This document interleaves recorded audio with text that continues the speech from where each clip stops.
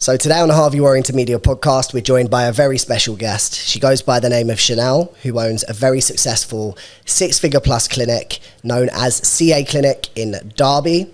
Chanel has been in the aesthetics industry for how many years?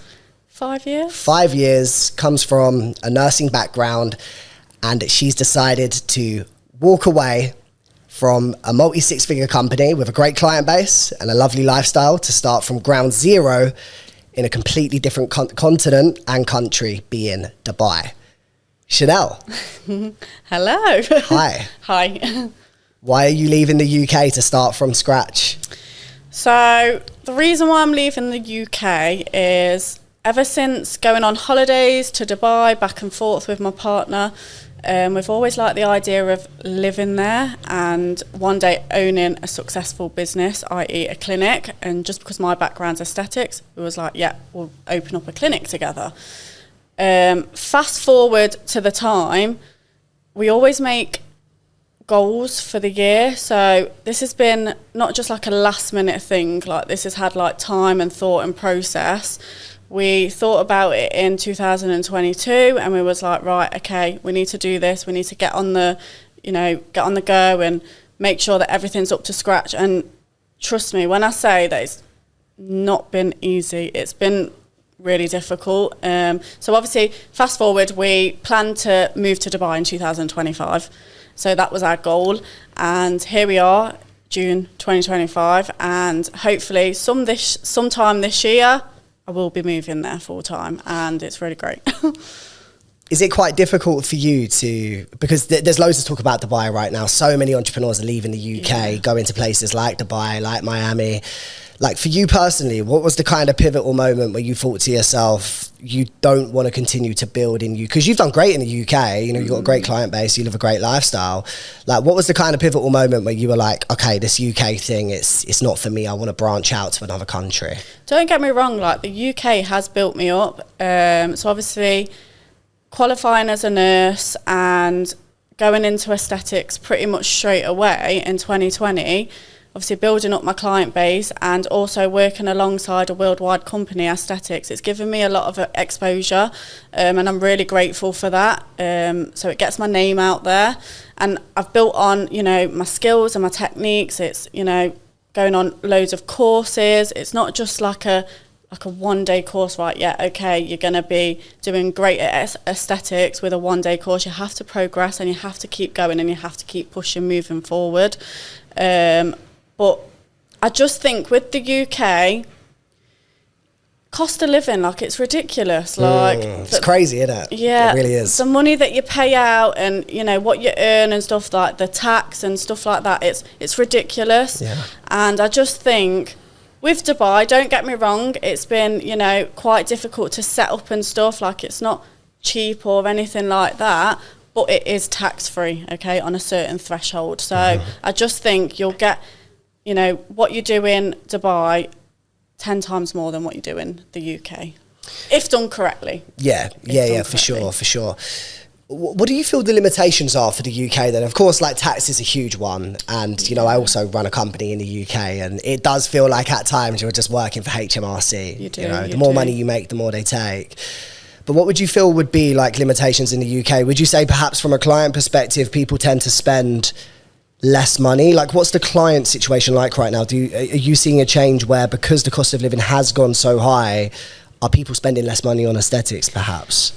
It kind of depends. It depends on the area that you live as well. Obviously I live in a small town, but yeah, it depends where you live, but people always have money for beauty and aesthetic treatments because they want to look good and they want to look good in themselves, feel good within themselves. So I think the only problem is there's a lot of aesthetic companies in the UK, and again, obviously I could go on about that, for so long, like with the regulations and that sort of thing. Obviously it's good that there's regulations coming in, tight restrictions, but however, it needs to be fair because I'm not about medic versus non-medic. I'm about safe practice. And I just think, with the UK having so many aesthetic practitioners, there needs to be like a guideline, like for legislation for them so that they can obviously continue to practice. Yeah, no, I completely agree with that. There was an announcement. I think the announcement was yesterday, on Monday. I think there's Was it regulations. the Scotland regulations? It's one of our clients, Maxine, Cosmetic Couture, huge training academy. She said normally what happens is it starts in Scotland as like a trial, and then it gradually goes through to the UK and Wales. So I do think it's coming, but they've been talking about regulations in this industry for how long? Like forever. Gosh, since like 5 years plus. Like they've been saying it for so long, but I do think it is happening. I don't think it'll come to the UK straight away. I think obviously Scotland will have their test run from next year, and then in a couple of years it will probably come to the UK. But I do think you have to be prepared, and you do have to obviously up your skills and your qualifications and that kind of thing. It's very important to do that, because you don't want to leave it last minute and then all of a sudden they announce something and you've got to book onto a training course and to get a regulated qualification, the prices are going to shoot up and people aren't going to be able to afford it. It's actually quite sad, because people will close their businesses because they can't afford it. I think that's exactly what the industry leaders like you and a couple of my other clients are predicting. It's the smaller clinics that are going to be the most hit. The startup practitioners, those who have home clinics, maybe like are renting a 100%. room, they're going to really struggle to survive, and it's very sad. So that leads me to my next question. Do you feel that the UK is still a good place to set up a business in aesthetics? I do, yes. For first timers who are wanting to come into aesthetics, get the proper qualifications, not, some one-day course or anything like that. You need, level 4, level 5, level 7 qualifications. At the minute, and I'm guilty of it, obviously, like I said, my background's a nurse, but I'm still doing my level 7 Ofqual regulated course in aesthetics, because I just think it needs to be standardised. Like, everyone needs the same qualification to be able to practice in aesthetics. So yeah, I do think it is, for the first timers who are wanting to go into aesthetics, it's a massive market. Like the beauty world, the aesthetic, even like skincare, like skin boosters, that kind of thing. That's my favourite treatment. It's a really good way to begin your business, definitely. Yeah, I think touching on the UK as well, we've seen over the past 12 months, like some of the biggest franchise clinics in the UK have gone out of business. What was the name of that clinic that recently went under? Karim, is it Skin HQ perhaps? Skin. It's called Skin. That's right. Have you heard the Skin? They were like everywhere. And they went under. No, it's sad. It's actually really sad. And I know a lot of, to be fair, these small businesses as well, I take my hats off to them, because, it's not easy, like, to, gain your clients. Like, I started there as well, and it's you have to just keep going. You have to put your mind to it and just push forward, because it is difficult of today. I definitely agree. It's interesting, because you'd probably agree in the sense of this industry's glamorized massively. I think a lot of training academies are perhaps partially to blame, where the illusion is you qualify in aesthetics, you're going to become a boss bitch overnight, or a boss guy overnight, and you'll have financial freedom, whereas there's a lot more practitioners in the UK right now that are struggling than are actually thriving. So it still is an industry that is very challenging and competitive. How have you become so successful in the UK with such a competitive market? Like, what have you done to stand out?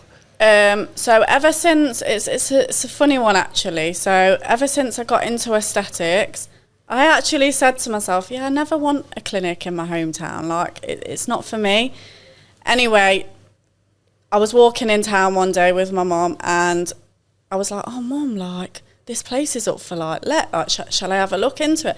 And my mum was like, no, Chanel, you've already got too much going on. Like, you don't need this extra stress, blah, blah, blah, blah. And I was like, right, okay, let me just inquire then. So I inquired, and obviously I got my clinic, and it was a massive achievement for me, especially in my hometown where I was born, and, people around me. It's a small town. Everyone knows everyone. And I was like, right, this is like a huge thing for me. And from there, I obviously built up my clients through word of mouth and social media. Social media has a massive impact. It gives you a lot of exposure. I always say to, students, I'm like, the best thing to do is get yourself out there on social media. And in today's change is people want to see you.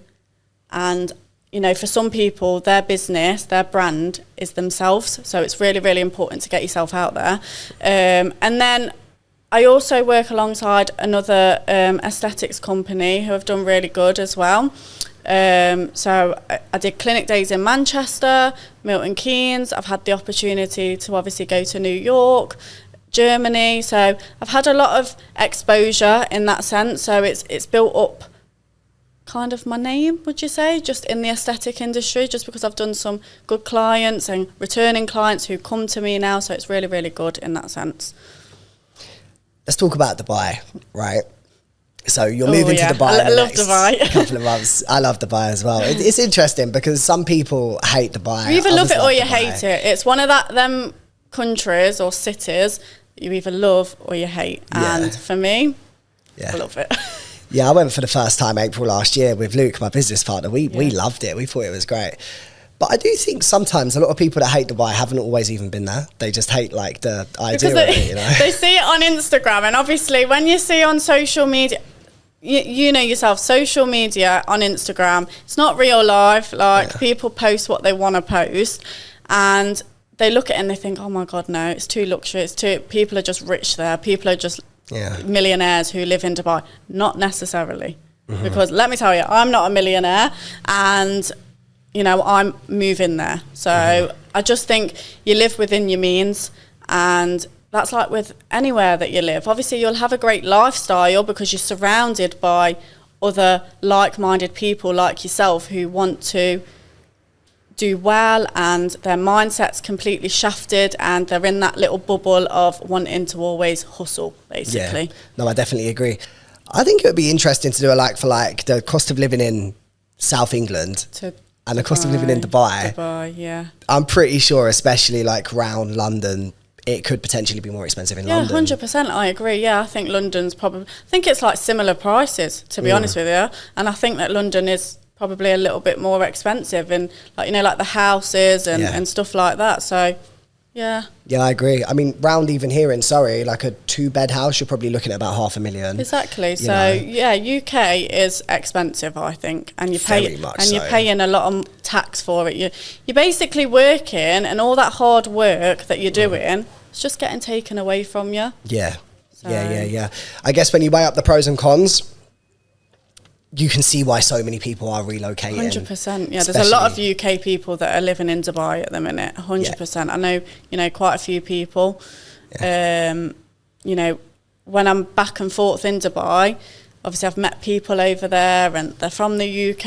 And I always say to them, my goal question is to them, do you regret moving here? Like, would you ever go back to the UK? And they're like, hell no. Like, I would never go back to the UK, definitely not. Obviously for family and stuff like that, family, friends, close circle, yes, they go and visit, but for work wise and actually living there, building a life, no, they wouldn't come back.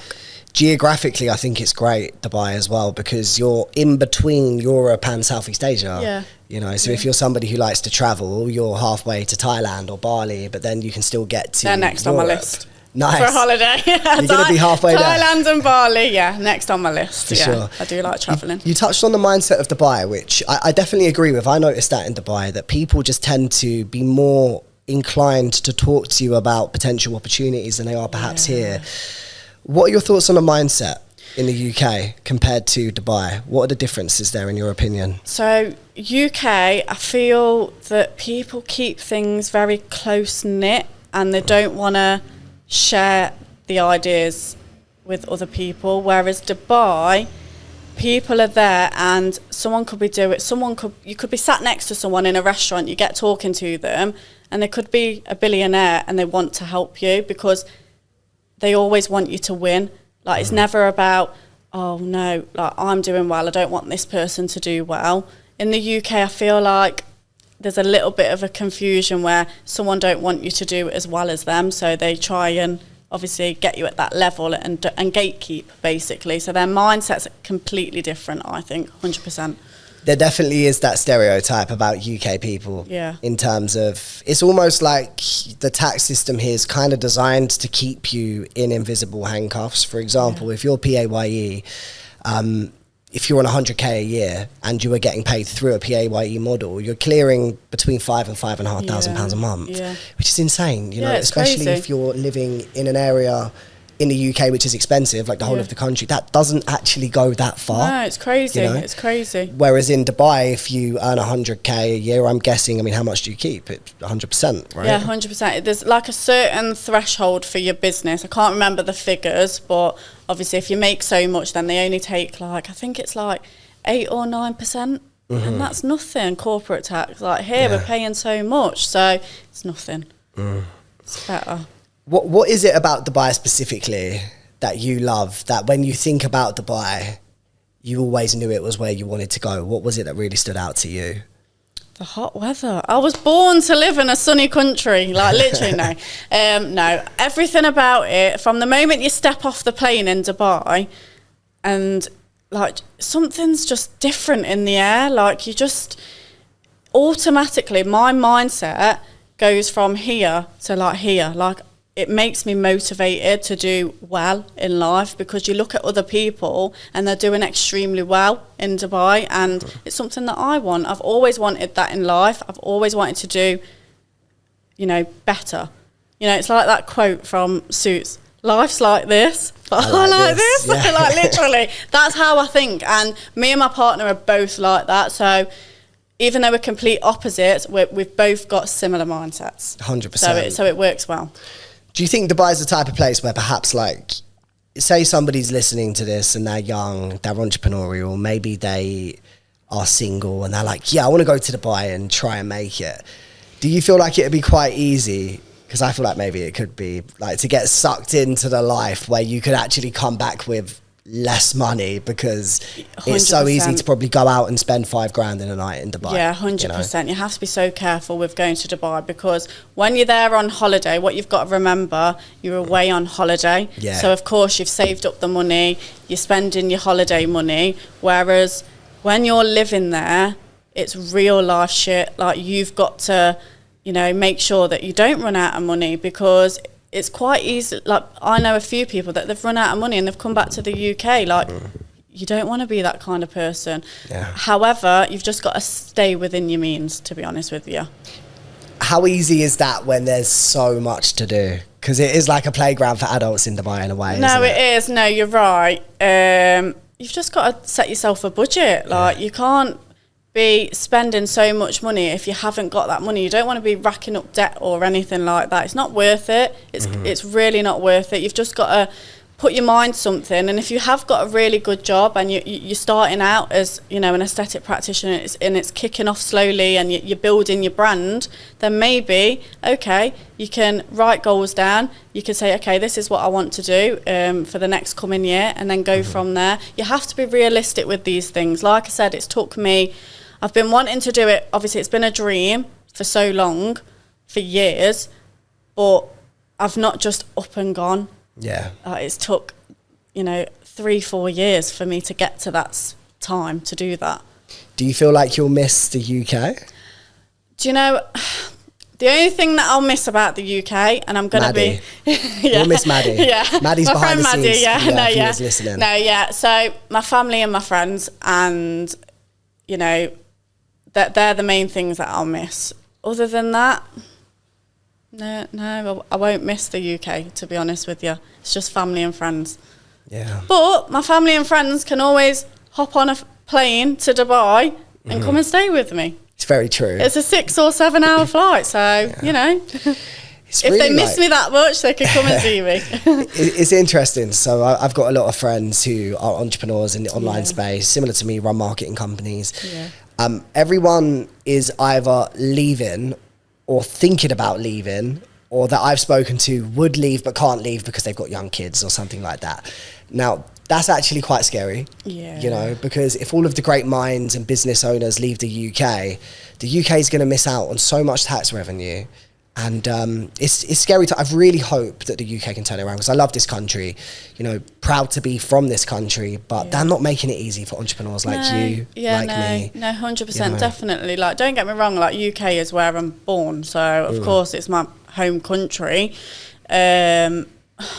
But again, I blame the government. Like, we're just like little minions compared to them. So it's kind of, you know, we won't ever know until we see it on the news. That's the thing. What's your plan for the aesthetics industry in Dubai? Yeah, my plan. So, good question. So, I took a lot of time and research on obviously thinking, okay, will the aesthetics clinic work in Dubai? Like, what location am I going to go for? Like, how am I going to get clients? That kind of thing. So, personally, I think I'm hoping anyway. Obviously, I always have hope. You either win or lose in business, but I'm hoping that, you know, my clinic will take off, because my background, I'm a UK nurse injector, and on the top of my head, obviously there is a lot of aesthetic companies out in Dubai, as there is everywhere else, but I don't know small business clinics that have took their clinic to Dubai and actually opened up a clinic, if that makes sense. Yeah, complete sense. Yeah, okay. So I'm hoping it will take off. Obviously, the location was a main one for me, trying to find the main location for the clinic to be. Where is the location going to be? It's going to be in JVC, so Jumeirah Village Circle. So a lot of expats, you know, UK people there. Well, personally, I think even if I was to put my business in, you know, Business Bay, for example, people travel.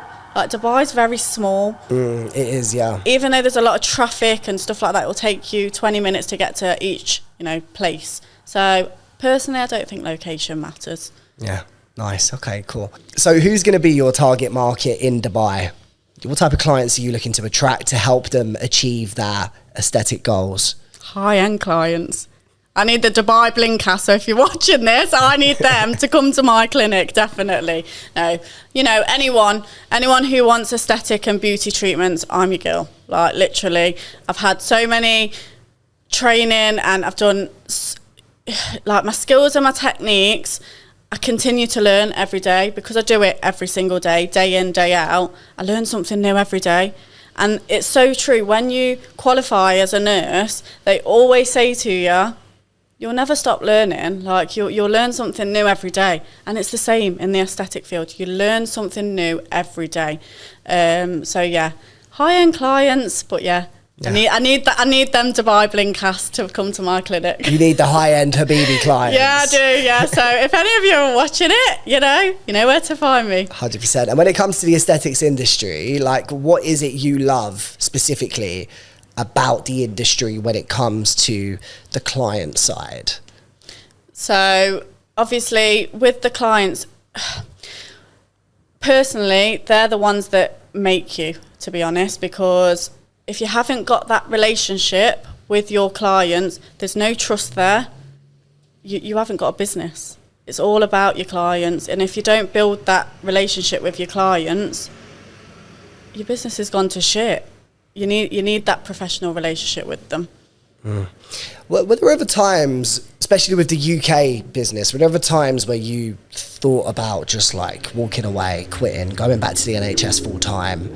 And if so, talk to us a little bit about that time and what led you to keep pushing. 100%. I've had many of those days, like literally. From the moment I started and I booked onto my course, obviously trying to build, it was really difficult. Like, I had no clue how to use social media really in like an intense way. Like, now I'm a little bit better because I've been doing it for so long.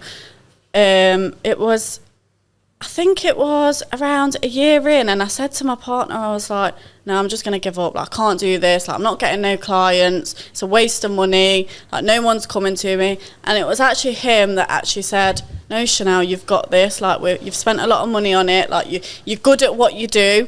Like, you need to keep going. And that message stayed in my head throughout all the periods. So even like the times where I still feel like giving up sometimes now. Like, even now I have really hard days and people don't see that. And I think to myself, I've come this far, I can keep going. I love that. Yeah. For the viewers listening, how can they find you on Instagram to keep up to date with your Dubai journey? Because it's coming up soon, right? You're going to be making that move soon. Yeah. So I'm doing like little sneak peeks. You know, so my Instagram, you can follow me on CA Clinic Dubai. That's where I'll obviously put little bits up, and my work's obviously on there. But that's the main social media, what I use, the platform that I use. Amazing. Yeah. Well, Chanel, thank you so much for being a guest. Oh, We've enjoyed it a lot. No, thank and you. Make sure you give Chanel a follow, guys. Her journey is going to be one to watch. She's doing that very few have ever dared to do in the UK aesthetics industry, and she's going to do a great job. Stay tuned for the next episode. Like and subscribe this podcast if you enjoyed.